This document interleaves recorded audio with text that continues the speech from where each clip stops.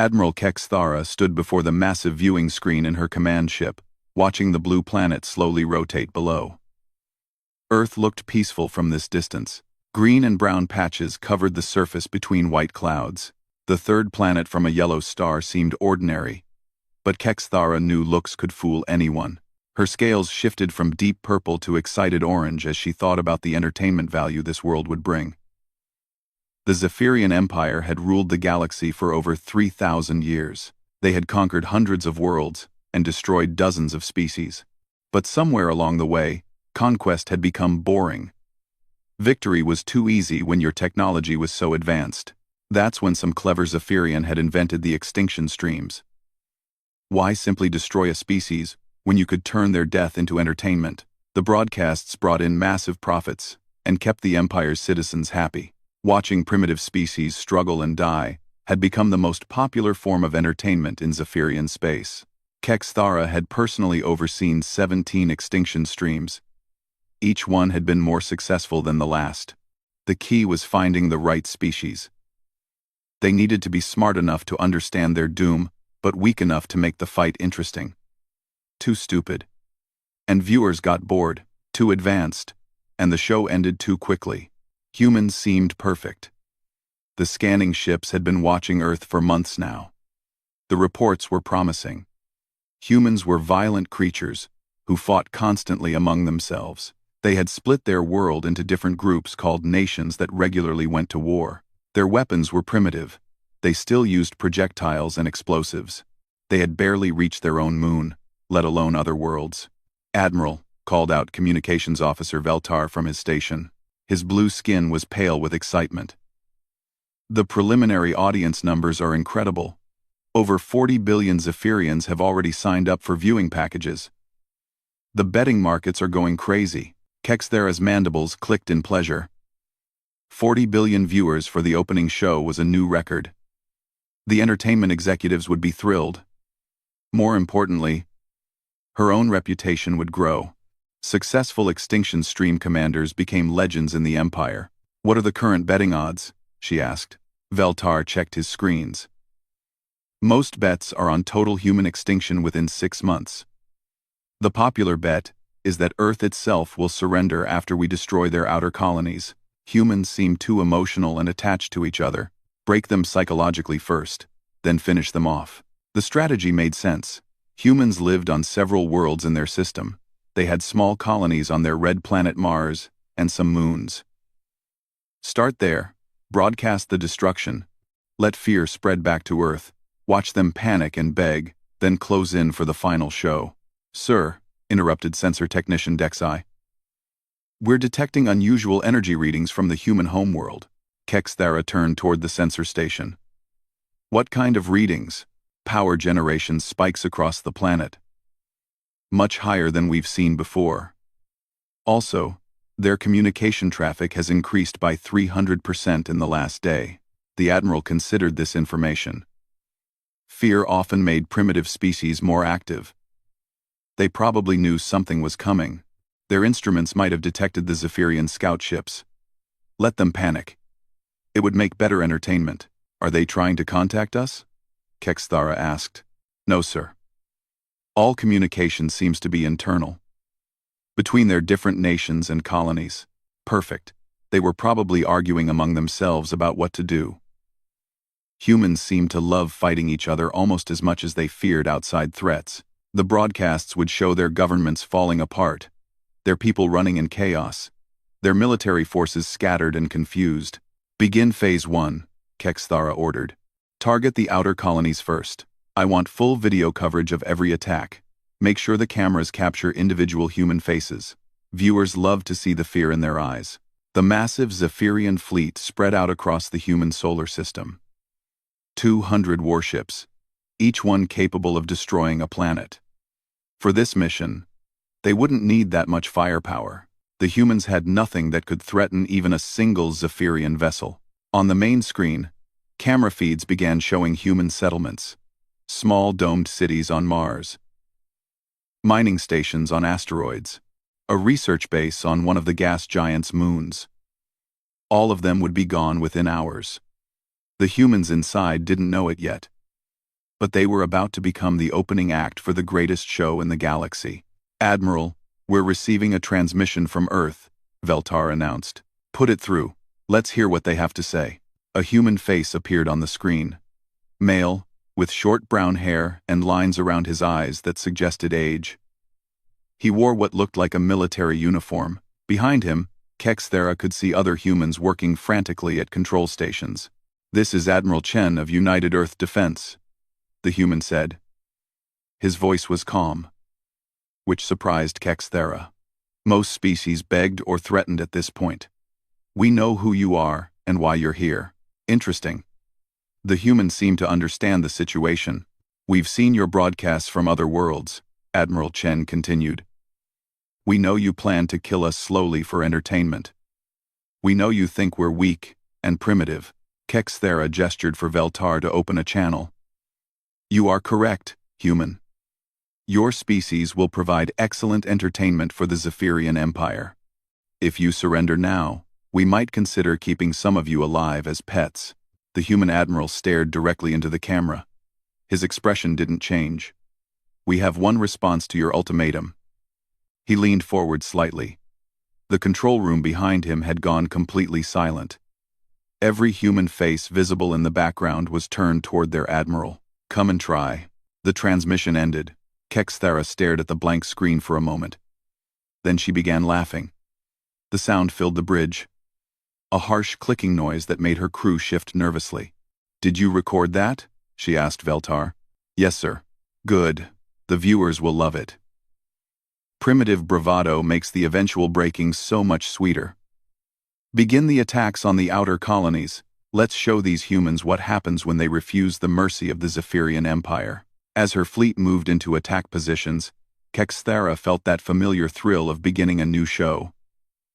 40 billion viewers were waiting to see humans die. She wouldn't disappoint them. The blue planet continued to rotate peacefully below. But Admiral Kexthera noticed something strange. The energy readings from Earth were still climbing. The first attack began at exactly 0800 Galactic Standard Time. Kexthera had planned it perfectly for maximum audience impact across different time zones in the Zephyrian Empire. Prime viewing hours meant higher advertising rates and better profit margins. 3 Zephyrian destroyers approached the human colony on Mars. The settlement was small, maybe 50,000 humans living in connected domed structures. They had built their colony in a crater to protect it from the planet's harsh storms. It wouldn't protect them from what was coming. "Camera teams, are you ready?" Kexthera asked. "All recording systems active, Admiral," came the reply from the broadcast coordinator. "We have 17 different camera angles covering the colony, close-ups of civilian areas, wide shots of the destruction, and personal cameras on our boarding teams." The Zephyrian Empire had turned warfare into art. Professional camera crews followed every military operation. The best footage would be edited into highlight reels. The most dramatic human deaths would be played on repeat across entertainment networks. "Begin the attack. Remember, we want fear first. Hit their power systems and communications. Let them realize they're trapped before we start killing them." The first energy beams struck the Mars colony's power generators. Lights went out across the settlement. Emergency lighting flickered on, casting red shadows through the transparent dome sections. Humans began running through the corridors, their panic clearly visible on the camera feeds. Across the Zephyrian Empire, billions of viewers watched the show begin. In comfortable homes on hundreds of worlds, Zephyrian families gathered around their screens to watch humans die. Children pointed and laughed at the running figures. Adults placed new bets on how long the colony would last. "Sir, we're receiving communications from the colony," Veltar reported. "Let's hear their begging," Kexthera said. The colony's distress signal came through clearly. A human woman, probably in her 30s, spoke into a handheld communicator. Behind her, other humans were evacuating children through emergency tunnels. "This is Dr. Sarah Martinez, Mars Research Colony 1. We are under attack by unknown vessels. Repeat. We are under attack. They've disabled our power grid and defensive systems. We have civilians. including 300 children. Please, if anyone receives this transmission, tell Earth what happened here. The transmission cut off as Zephyrian boarding teams entered the colony.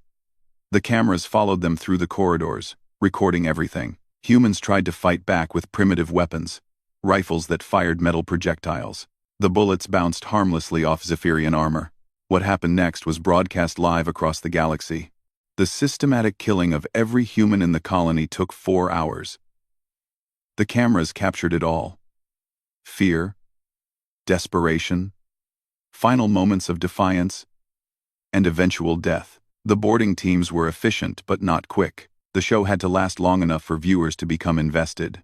When it was over, 50,000 humans were dead. The cameras panned across the empty colony, focusing on personal items left behind. Children's toys, family pictures, unfinished research projects. The human tragedy made good television. Excellent work, Kexthera told her crew. Begin Phase 2. Hit the asteroid mining stations. But something was bothering the Admiral. As the fleet moved toward the asteroid belt, sensor readings from Earth continued to show unusual activity. Power generation had increased by another 40% since the attack on Mars began. Communication traffic between Earth and its remaining colonies had become incredibly heavy. Veltar, are we intercepting any human transmissions? Some, Admiral. But they're using new encryption codes, much more sophisticated than what we saw in our initial scans. How sophisticated? Veltar looked uncomfortable. Our code breakers are having trouble with it. The encryption seems to change every few minutes. It's almost like they knew we were listening and prepared countermeasures. That was impossible. The initial scans had shown humans using simple communication methods. Radio waves, basic data compression, primitive security protocols. They were barely more advanced than animals. They couldn't have developed military-grade encryption overnight. Keep trying to break their codes. I want to know what they're saying. The attacks continued. 3 asteroid mining stations were destroyed over the next 6 hours. Each one was smaller than the Mars colony. But the deaths were just as thoroughly documented. The cameras showed human miners fighting with mining equipment turned into makeshift weapons. Drill lasers and explosive charges were no match for Zephyrian technology. The broadcasts were breaking all viewership records. Entertainment executives sent congratulations to Admiral Kexthera. Betting markets were going wild as viewers wagered on everything from total human casualties to which Earth nation would surrender first. But the human response was beginning to worry some of Kexthera's officers. Admiral, said Commander Rickson, the fleet's tactical officer. The humans aren't responding the way we expected. What do you mean? Previous species would be trying to negotiate by now. They'd be sending peace offers, begging for mercy, or attempting to flee their home system. The humans have done none of these things. They've evacuated their remaining outer colonies, but they're not running away. They're pulling back toward Earth. Kexthera studied the tactical displays. Commander Rickson was right. The humans were evacuating their smaller settlements and concentrating their population around their home world. It looked almost like they were preparing for a siege. Maybe they're gathering their forces for one final desperate stand, she suggested. Some species prefer to die together rather than be hunted down individually. Perhaps, Admiral, but their evacuation is too organized, too efficient. Look at these movement patterns. The commander highlighted several transport routes on the main screen. Human ships were moving between worlds in coordinated patterns. Cargo vessels, passenger transports, and what appeared to be construction ships were all following carefully planned schedules. This level of coordination requires sophisticated command and control systems, Rickson continued. Our initial scans suggested humans were divided into competing nations. But this looks like unified command structure. Something was definitely wrong. Kexthera had overseen 17 extinction streams. She knew how primitive species were supposed to behave when faced with overwhelming force. They panicked. They scattered. They begged. They certainly didn't organize efficient evacuations while maintaining radio silence. Admiral, incoming transmission from the human home world, Veltar announced. Another surrender offer? No, sir. It's addressed specifically to you. Admiral Chen appeared on the screen again. This time he was standing in what looked like a military command center. Dozens of humans worked at computer stations behind him. Large displays showed star charts and tactical information. "Admiral Kexthara," Chen said, pronouncing her name perfectly despite the clicking sounds that humans shouldn't be able to make. "Thank you for the demonstration. We've learned much about your weapons and tactics from your attacks on our outer settlements." "Learned? From attacks?" "What was this human talking about?" Chen continued. "Our technical teams have analyzed the wreckage from your weapons. Impressive technology, but not as advanced as we initially thought. Your energy weapons operate on principles we discovered 40 years ago. Your armor plating uses materials we've been mining from asteroids for decades." The human admiral leaned closer to the camera. "You should know that the outer colonies were evacuated before your attacks began. Every person you killed volunteered to stay behind. They knew they would die, but they wanted Earth to learn how you fight." Kexthara felt her scales shift to deep red, the Zephyrian color of extreme alarm. "Impossible. Our scans showed full populations in those colonies." "Your scans showed what we wanted them to show," Chen replied calmly. "We've been watching your empire for longer than you think. We know about your entertainment industry. We know about your extinction streams. We've seen what you did to other species." The transmission paused as Chen looked at something off-screen. When he turned back, his expression had hardened. "The galaxy has suffered under your cruelty for too long, but that ends now." The screen went dark, leaving Kexthara staring at her own reflection in the black display. Around her, the bridge crew worked frantically at their stations. Warning lights began flashing as new sensor data came in. "Admiral," called out sensor technician Dexai, his voice tight with fear. "I'm detecting massive energy signatures around Earth." "Ships, Admiral." "Hundreds of ships." Kexthara turned toward the main tactical display, and what she saw made her blood run cold. The tactical display showed something that violated everything Kexthara thought she knew about human capabilities. Where there should have been empty space around Earth, sensors now detected over 600 vessels. Human ships, but nothing like the primitive craft they had observed during the initial scans. These ships were massive. The smallest ones were the size of Zephyrian cruisers. The largest appeared to be dreadnoughts that matched the Zephyrian Empire's most powerful warships. They moved in perfect formation around Earth, their hulls dark and angular, designed for war rather than intimidation. "How is this possible?" Kexthara demanded. "Our scans showed no fleet capability. Where did these ships come from?" Our scans showed no fleet capability." Sensor technician Dexai worked frantically at his console, his 6 arms moving across multiple control surfaces simultaneously. "Admiral, I'm detecting energy signatures that shouldn't exist. Some of these vessels are generating power levels that exceed our own dreadnoughts. Check your instruments. Human technology can't match ours. I've run every diagnostic. The readings are accurate." "Admiral, some of these ships are bigger than our command vessel." Kexthara stared at the display, her mind struggling to process what she was seeing. Across the Zephyrian Empire, billions of viewers who had tuned in to watch humanity's destruction were now watching their own fleet face an impossible enemy. The entertainment broadcasts had become confused, panicked reporting. Camera crews aboard Zephyrian ships were no longer focusing on human suffering. Instead, they were recording the fear and confusion of Zephyrian personnel as they tried to understand what was happening. "Admiral, communications officer," Veltar called out, his voice shaking. "The humans are broadcasting on all frequencies. It's being transmitted directly to our home worlds, somehow bypassing our communication networks." "What are they saying?" "It's not words, sir. It's data. Technical specifications, weapon capabilities, tactical information. They're telling our entire empire exactly how they're going to destroy our fleet." Before Kexthara could respond, Admiral Chen's face appeared on every screen throughout the bridge. But this wasn't a normal transmission. The humans had somehow hacked directly into the Zephyrian ship's internal systems. "Admiral Kexthara," Chen said, his voice now coming from speakers throughout the ship. "I thought you should understand what you're facing before we begin." Quote, quote, quote, quote. Behind Chen, the command center had transformed. What Kexthara had assumed was a primitive military installation now revealed itself as something far more advanced. Holographic displays showed real-time positions of every Zephyrian ship in the system. Tactical computers were running attack simulations that updated faster than Zephyrian equipment could calculate.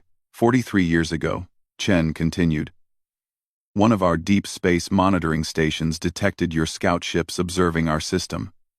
We knew then that contact with your empire was inevitable. We also knew, from studying the wreckage of other civilizations, exactly what kind of contact it would be. The display behind Chen changed to show technical diagrams, Zephyrian weapon designs, analyzed and understood down to the smallest component. We've been preparing for this day ever since. Every piece of technology you used in your attacks on our outer colonies was immediately analyzed and reverse-engineered. Your energy weapons, your shields, your propulsion systems, we understood them all within hours. Kexthara felt sick. The outer colony attacks hadn't been shows of Zephyrian superiority. They had been learning exercises for the humans. Chen's expression hardened. But we didn't just copy your technology, Admiral. We improved it. Human engineers have a saying, anything can be made better. Your weapons fire focused energy beams at specific frequencies. Ours fire across a broader spectrum at higher intensity. Your shields deflect energy. Ours absorb it and redirect it back at the attacker. The technical displays showed side-by-side comparisons. Human weapons that generated twice the power of Zephyrian equivalents. Armor that could withstand direct hits from the Empire's most powerful guns. Ships that moved faster and more efficiently than anything in the Zephyrian fleet. Impossible, Kexthara whispered. Your species is primitive. You barely reached your own moon. Chen heard her somehow, despite the transmission being one way. That's what we wanted you to think. Admiral, humans achieved faster than light travel 51 years ago. We've been exploring the galaxy for decades. We've seen what your empire does to other species. We've studied your tactics, your technology, your weaknesses. The camera angle widened to show the full scope of the human command center. Hundreds of personnel worked at advanced computer systems. Multiple screens showed live feeds from locations throughout the Zephyrian Empire. Their home worlds, their military bases, their production facilities. We know about every ship in your fleet, Admiral. We know about your entertainment industry and your betting markets. We know that 40 billion of your citizens are watching this broadcast right now, expecting to see humans die. Chen paused, looking directly into the camera. They're going to see death today. But not human death. Warning alarms began screaming throughout the Zephyrian command ship. Tactical Officer Rickson shouted over the noise. Admiral, the human fleet is moving. They're taking attack formations. On the main display, the human ships spread out in patterns that demonstrated tactical sophistication far beyond what any primitive species should possess. They moved like predators, surrounding the Zephyrian fleet with mathematical precision. All ships, battle stations, Kexthara ordered. Prepare for combat. Show these humans why the galaxy fears the Zephyrian Empire. The first exchange of fire began moments later. 20 Zephyrian destroyers opened fire simultaneously, their energy beams converging on the nearest human vessel. The concentrated firepower should have vaporized any ship in the galaxy. Instead, the human ship's shields absorbed every blast. The energy discharges danced across its hull like harmless lightning, then redirected back toward the Zephyrian ships. 3 destroyers exploded instantly, their own weapons turned against them. Across the battlefield, similar scenes played out. Zephyrian weapons proved ineffective against human defenses, while human weapons cut through Zephyrian shields like they didn't exist. Ships that had terrorized the galaxy for centuries were destroyed in seconds. The entertainment broadcasts had become horror shows. Zephyrian viewers watched their invincible fleet being systematically dismantled by a species they had considered primitive animals. Panic spread across the Empire as citizens realized the truth. Humanity was not prey. Humanity was the predator. Admiral, Veltar screamed. Half our fleet is gone. Our weapons can't penetrate their defenses. Kexthara stared at the tactical display in disbelief. In less than 10 minutes, the Zephyrian Empire had lost over 100 ships. The humans had lost nothing. Their vessels moved through the battlefield like dancers, avoiding return fire while systematically destroying everything in their path.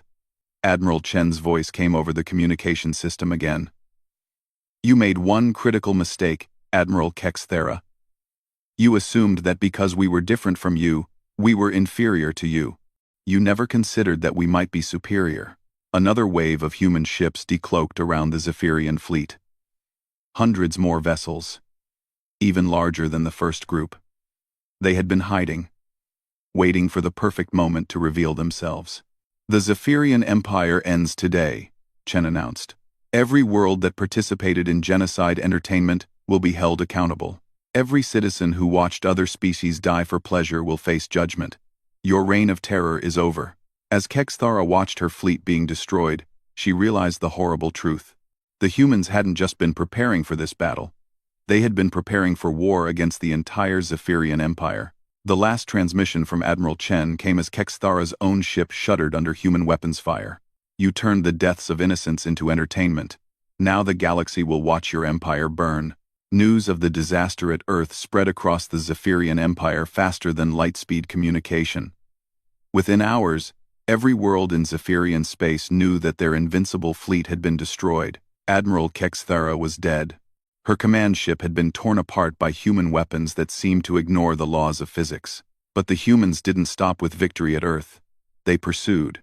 High Commander Velmaxis received the first reports while attending a victory celebration on the capital world of Zephyr Prime. The entertainment executives had prepared a massive party to celebrate the beginning of humanity's extinction. The finest foods, the most expensive drinks, and viewing screens showing highlights from the planned destruction of human colonies. The party ended when human ships appeared in the Zephyr Prime system. "How many?" Velmaxis demanded as he rushed to the planetary defense headquarters. "Over 2,000 vessels, sir," replied the defense coordinator, her voice shaking. They appeared all at once, like they were waiting in some kind of invisible formation. "Some are 2,000 ships." The disaster at Earth had involved only 600 human vessels, and they had destroyed a fleet of 200 Zephyrian warships without losses. Now humanity had brought 3 times as many ships to the Empire's capital. "Have they made any demands? Any attempt to negotiate?" "No, sir. They're just sitting there, surrounding the planet. But sir, they're broadcasting something." The main screen activated, showing Admiral Chen's face once again. But this time he wasn't alone. Beside him stood other humans wearing similar uniforms, each one representing a different aspect of human military command. "Citizens of Zephyr Prime," Chen began, his voice transmitted simultaneously to every communication device on the planet. "For 3,000 years, your empire has entertained itself with the suffering of others. You have turned genocide into art, extinction into entertainment, and the deaths of innocents into profit." Behind the human commanders, screens showed footage from dozens of Zephyrian entertainment broadcasts, images of species being hunted to extinction, children being separated from families, entire worlds being sterilized, while Zephyrian audiences cheered. 40 billion of you watched our colonies burn. You bet money on how long our people would survive. You laughed at children crying for their parents. You made entertainment from our pain." Chen's voice remained calm, but his words carried a weight that made every Zephyrian listening feel cold fear creeping up their spines. "Today, you learn what judgment feels like." The human fleet began its attack with surgical precision. Instead of destroying the planet immediately, they targeted specific installations. The entertainment industry's broadcast centers went first. Massive production facilities that had created genocide programming for centuries were reduced to ash in minutes. But the humans weren't content with destroying buildings. They were hunting people. Every entertainment executive who had profited from extinction streams found themselves targeted individually. Human soldiers, wearing armor that made them nearly invisible, appeared in offices and homes across the planet. The same executives who had planned humanity's destruction for maximum audience impact now became the targets of their own entertainment philosophy. The humans documented everything. High-definition cameras recorded each death, each moment of fear, each desperate plea for mercy. The footage was broadcast across the entire Zephyrian Empire, transmitted through communication networks that the humans had somehow infiltrated completely. They're using our own entertainment systems against us, Velmaxis realized with horror. They're making us watch our own people die. But Zephyr Prime was only the beginning. Human fleets appeared simultaneously throughout the Empire, striking at dozens of worlds at once. Their coordination was perfect, their intelligence incredible, their efficiency terrifying. Most shocking was their strategic doctrine. Intercepted communications revealed humanity's true intentions. Complete species elimination. Total extinction is the only guarantee against future genocide. Read one captured human military document. A species that creates entertainment from the deaths of others cannot be reformed, only eliminated. The humans had studied Zephyrian culture and concluded that it was irredeemably evil. Every Zephyrian citizen who had participated in genocide entertainment, who had bet on extinction streams, who had profited from suffering, was marked for death. They fought with a precision that made Zephyrian military tactics look clumsy. Human ships moved like they could predict the future, avoiding defensive fire while delivering attacks that penetrated the strongest shields.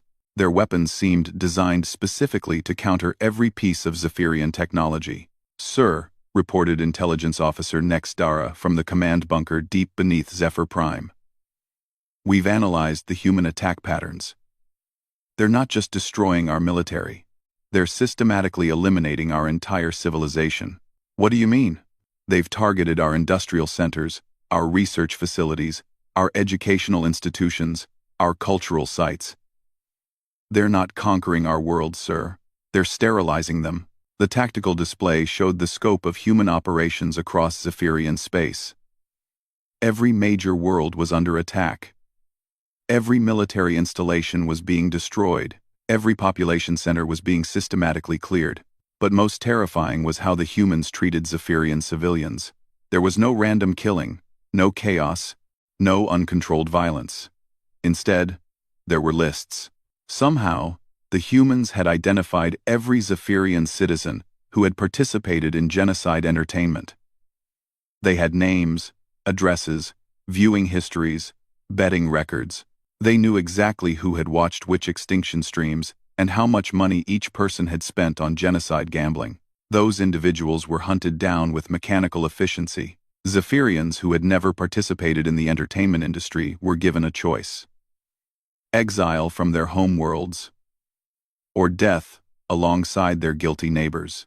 "They're giving our people a chance to live," Velmaxis said as he studied the reports. "Only the innocent ones, sir. They've somehow determined which of our citizens were involved in their genocide entertainment and which weren't. That was impossible.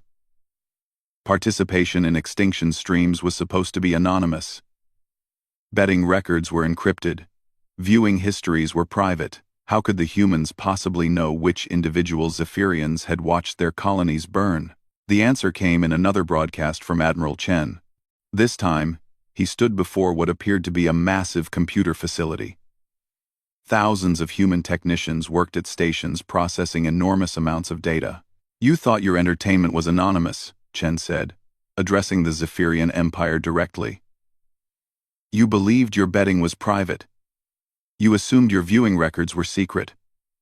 The camera panned across screens, showing detailed profiles of individual Zephyrians. Names, faces, complete viewing histories, financial records, personal communications. The humans had somehow accessed every database in the Empire. "We've been inside your networks for 40 years, Chen continued. "Every transaction, every communication, every entertainment choice has been recorded and analyzed. We know exactly which of your people participated in genocide entertainment and which opposed it." Behind Chen, screens showed statistics that made Velmaxis's blood run cold. 87% of the Zephyrian Empire's adult population had actively participated in extinction stream entertainment. Only 13% had never viewed the programs or placed bets on genocide. "Justice requires precision," Chen explained. "We will not punish the innocent for the crimes of the guilty. But we will ensure that those who turned suffering into entertainment face appropriate consequences." The human ships continued their systematic destruction of Zephyrian civilization. World after world fell to their superior technology and perfect coordination. Military resistance was useless. The humans had studied every aspect of Zephyrian warfare and developed countermeasures for everything. Even worse, they had clearly planned this campaign for decades. Human logistics were flawless. Their supply lines seemed infinite. They fought like a species that had been preparing for total war since before Kexthara's fleet had ever reached Earth. "Sir," Nextara reported, her voice barely a whisper. "I'm receiving surrender offers from 12 different star systems. Military commanders are abandoning their posts. Entire planetary governments are trying to negotiate. Have the humans responded to any surrender offers?" "No, sir. They're not accepting surrender." That was when Velmaxis finally understood the true scope of what was happening. The humans hadn't come to conquer the Zephyrian Empire. They hadn't come to force a peace treaty or demand reparations. They had come to ensure that the Zephyrian Empire ceased to exist. The species that had once ruled through fear was learning what true terror felt like as their entire civilization was systematically dismantled by enemies who had once seemed like primitive animals. And somewhere in the depths of space, more human fleets were still coming. The last Zephyrian stronghold was a massive space station called Deep Void Base, hidden in the darkness between star systems. For 200 years, it had served as the Empire's final fallback position, a secret fortress that could coordinate resistance even if all the homeworlds fell. High Commander Velmaxis had escaped there with the surviving members of the Zephyrian High Command. 50,000 military personnel, government officials, and their families had gathered at the station, representing the last remnants of a civilization that had once ruled 300 worlds. They thought they were safe. Deep Void Base had been built using the Empire's most advanced stealth technology. It was invisible to most sensors, powered by carefully shielded reactors that produced no detectable energy signature. The location was known only to the highest levels of Zephyrian command. The humans found it in 3 days. "Sir, contact on long-range sensors," reported the station's sensor operator, his voice tight with disbelief. "It's a human fleet, over 5,000 vessels. 5,000 ships had come to destroy 50,000 Zephyrians. It was massive overkill, even by human standards. But Velmaxis was beginning to understand that humans didn't take chances when it came to ensuring their enemies' complete destruction. "How did they find us?" demanded General Caxiron, the station's military commander. "Unknown, sir. Our stealth systems show no failures. We're generating no detectable signatures." Admiral Chen's face appeared on the main communication screen without any incoming transmission being detected. Somehow, the humans had penetrated even the station's internal communication networks. "High Commander Velmaxis," Chen said, his image clear and stable despite the impossible method of transmission. "We meet again." Velmaxis stepped forward to address the human admiral. "How did you find this base?" "Our location was classified at the highest levels. Commander, we've had complete access to your computer networks for 40 years. There is no Zephyrian secret we don't know. No base we can't find. No hiding place that will protect your people from judgment." Behind Chen, the human command center showed tactical displays with detailed plans of Deep Void Base. Not just external views, but complete internal schematics showing every corridor, every room, every defensive system. The humans knew the station better than its own builders. "We offer surrender," Velmaxis said desperately. "Complete surrender. We'll disband our empire, abandon our territory, accept any terms you demand." Chen's expression didn't change. "Commander, you oversaw the genocide entertainment industry for 15 years. You personally approved the extinction of 12 different species. You turned the deaths of children into profit margins. That was military policy. I was following orders." "No, Commander. You were following profit projections. We've seen your personal communications. You boasted about developing new ways to maximize audience suffering. You invented betting categories based on how long children would survive separation from their parents." The display behind Chen changed to show documents that made Velmaxis's stomach turn. His own emails, planning sessions, and financial records from his time managing the entertainment division. Everything he thought had been destroyed or classified was laid out for the entire galaxy to see.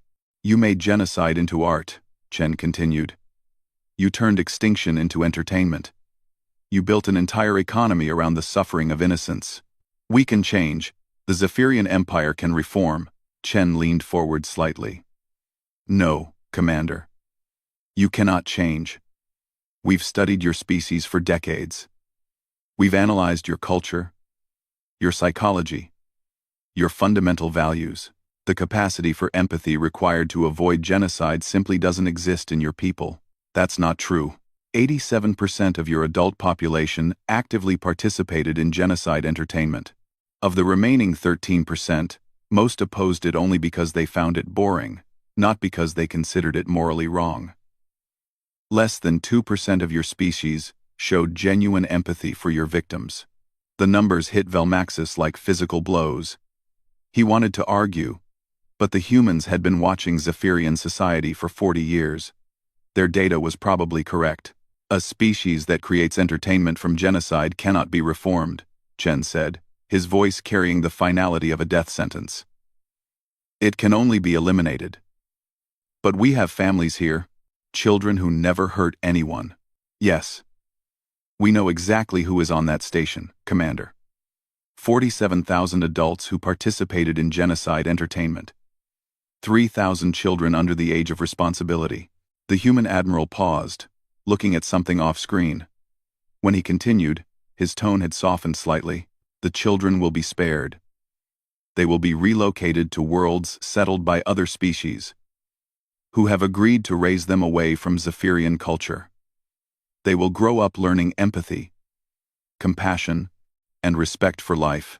And the adults will face the same fate they planned for humanity.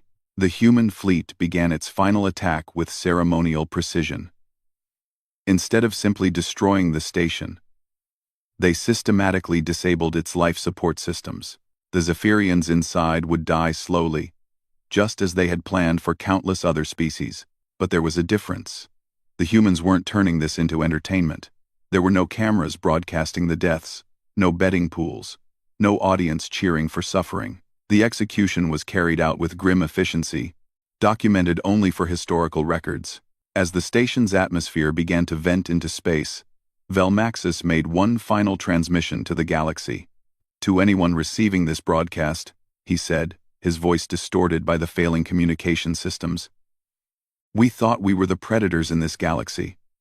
We thought fear made us powerful. We thought suffering made us strong.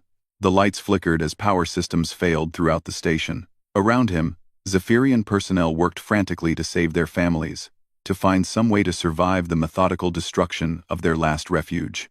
We were wrong. We found something worse than us.